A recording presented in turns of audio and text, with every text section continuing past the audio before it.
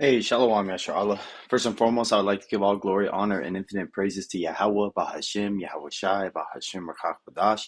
Double honor to the beloved elders and the apostles at Great Millstone that taught me this truth. And peace and salutations to all you hopeful elect document out there laboring that are pushing this word in truth and in sincerity. This is your brother Amar from the GMS Boise, Idaho camp. And I wanted to make this lesson based on the fact of a lot of videos that I've been seeing of Esau and these other Edomites in England complaining about the immigrant crisis that they're dealing with, and the fact of mainly it's Elamites, red dot Indians, from India, Pakistan area, as well as so-called Arabs, Ishmaelites. Ishmaelites and Elamites are taking over England and the surrounding areas, Germany, and the other liberal, I guess you could say, European countries, which is now you see a lot of these Edomites complaining, and it's just so funny, man. Because we know these Edomites don't have children like Jake or like these other nations. To the fact, because Muslims believe, just like we do, with multiple wives, but they actually do it. They have the means, over there to have multiple wives. Their women are in order. Obviously, they're not under the curses, so they got no problem having three or four wives, and then they get dozens of children. And then, based on the amount of children that you have, if you live in Britain or the UK, you actually get a set amount of money given to you by the government, but you have to get there. You have to claim an asylum seeker. So none of them have jobs. So there's plenty of videos of Esau's women getting harassed by these Ishmaelite men that come in with this so-called Middle Eastern, the Eastern mindset, bringing it over there to England, man, which is something of a culture shock that they're dealing with. And the caption of the video, and I have a couple videos. One's in England, and another video that I want to show you is in Spain, talking about them complaining about the same thing. And I just want to say, it's so funny, man, that Esau is complaining about this when it's happening to him, man. But when it was happening to us, we were getting raped, robbed, and pillaged. We weren't having the type of luxuries that these other nations had, to what the word is called assimilating. Because assimilating is when you, like, over the process of time, integrate into another foreign society that you're not used to. And that's what these other nations have been given the opportunity, and Jake gets, three fifths a human being. They get fucking three strike laws. They get all these type of oppressive ordinances for them stopping them, and they're native and indigenous to this land, but you had these people coming across the world, and being able to set up shop with no problems. And that's the difference between being under the curses and these heathens, not being troubled as other men. So I know it's a long-winded, but I kind of want to give you the background of why I am putting this lesson together. Because Esau is starting to feel it as well, man, because we understand that his power structure is not going to be taken out. But this is a sign that it's falling, and the fact that Esau's power structure is not going to be taken out until Yahweh Shai takes him down. This is not to show that Esau is, conquered, because it says England was conquered without even a shot fired. No, Yahweh Shai is going to do the conquering, man. But this is just showing you that Esau's weakened because of his laws that he's passed that allow these other nations to start to go over him. And the video is going to be on mute because they're doing a Muslim prayer, which I don't want to fucking hear that bullshit, and neither do you, Akim. So it is going to be a video without sound. But you can look around and look at the type of nationalities and people's culture that they have. Complete foreign to the Windsor Castle that they're standing in right now. And what you see, that's all Jake history, by the way. All those family crescents and shield and coat of arms, that's all goes back to Israelite families, not these fucking Edomites, man. So again, you got these two groups of people claiming of a culture that's not even theirs, man. That's Israelite culture. Because these damn so-called white Europeans, which is both two made-up terms, because that's West Asia, Western Asia, and Edomites, they don't have no culture. So again, as you can see the video, they were doing a call to prayer, in Windsor Castle. And this is one example from Spain of somebody that lives there, and showing, you that he don't see no of his own people there. And I'm just gonna let this video play, and some more evidence, and then I'm gonna get the scriptures. Bon dia a tots. No ho sé si ho veieu, no és Marroc, és Sant Salvador, el barri de Sant Salvador de Tarragona. Com podeu veure, només van passant mocadors i més mocadors. I segueixen passant mocadors. I això és el que tenim a Tarragona. Tarragona i arreu de Catalunya. Hem perdut tot el rastre de catalanitat. Aquí ho veieu.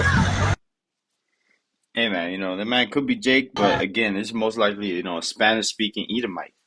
Again, complaining about Ishmael over there taking over his shit. Well, no shit, man. If they knew the history, and I'm talking about recent history, because if really you want to go back to history, King Philip the second of Spain was a so-called, black man. Europeans dynasties were started by the Southern Kingdom, which were all so-called black races, so-called, Negroid, African American, if you can understand. And there's plenty of dark depictions. So Europe has always been black. Europe has always been colored.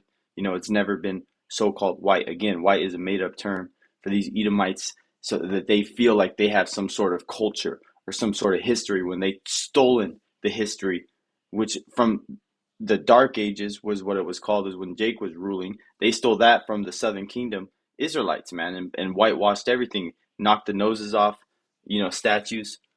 So that's another lesson, but the point of this is, hey man, as you can see, Esau's getting overrun.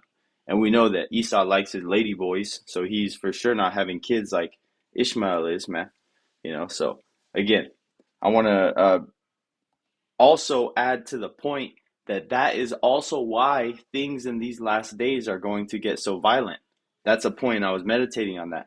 Because when you have a mixing pot of people, so many different cultures, ideals, and everything all mixed in one, there is not if, but when there's going to be extreme conflict of people taking up, arms against themselves, especially in these last days when there's no law and order.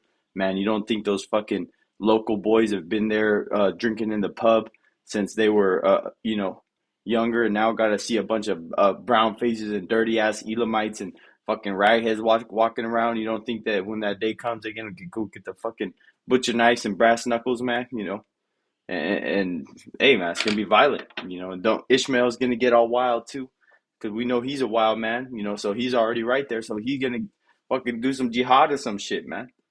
So again, that's why that violence is coming. This is Second Ezra 13 and 31, and one shall undertake to fight against another, one city against another, one place against another, one people against another, and one realm against another. Because again, ultimately, Yahushua is going to come and crack those clouds. You're going to have angelic beings, manifesting and showing themselves, in these last days, getting busy. So again, that violence is coming.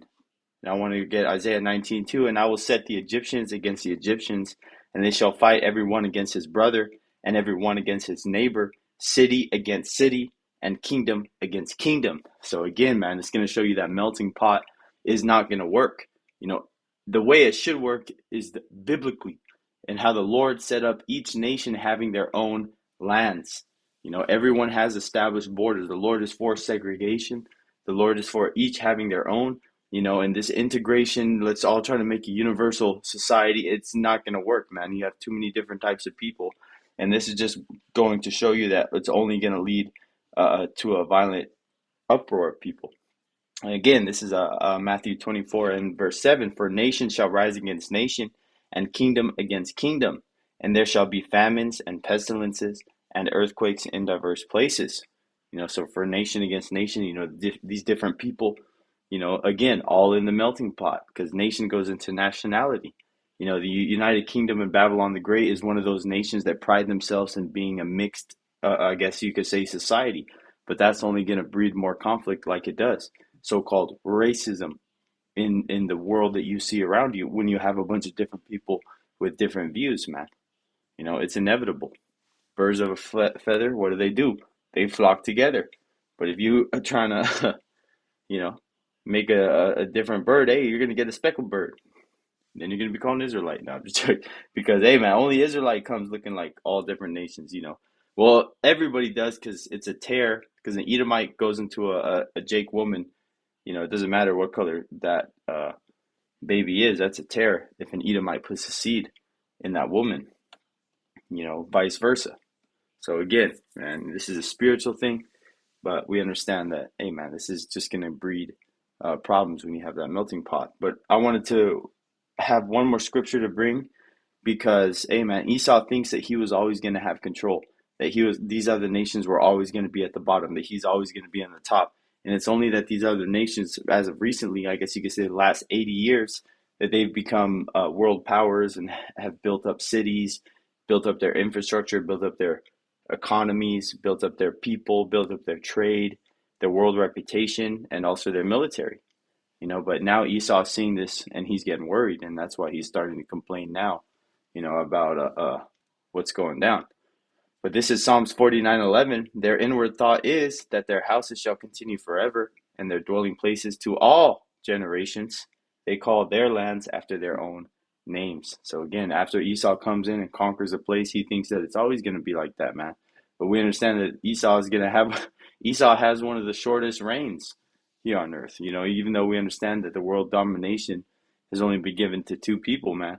Ultimately, I guess you could say all the way back to, I guess you could say, the time of the Greeks. Like, as you say, after that time, evils were increased. After Alexander the Great, Alexander the Creep and his four generals, took over. I guess you could say that's when Edom really got the stronghold of his world power. And ever since then, it's been a downward spiral circling the drain here in this place that we call Earth, man, because this man has been ruling.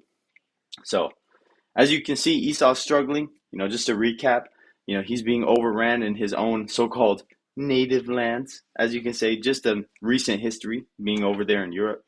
And as you can see that this man is going to have to be doing something drastic, and something major is coming, because this is not going to continue forever. Esau has to cause a major cataclysmic event that forces the world to go on their knees to depend on him, whether it be a world war, a natural disaster, another pandemic, whatever it is, man. He has to be the hero that comes in to save the day, but in the background, he's also the man planting, the chaos so that he can come and look like a star. And he's the one that did it the whole time. So again, man, expect something major because we're coming in these last days. They're talking about going to war directly with Iran. So we'll see what that comes to, because we know inevitably it's going to happen. So Lord willing that this lesson was edifying unto the elect. Until next time, I like to give all glory, honor, and infinite praises to Yahweh, Bahashem, Yahweh Shai, Bahashem, Merkach Kodash, and double honors to the beloved elders and the apostles at Great Millstone that taught me this truth, and peace and salutations to all you hopeful elect out there laboring, that are pushing this word in truth and in sincerity. Till next time, Lord willing.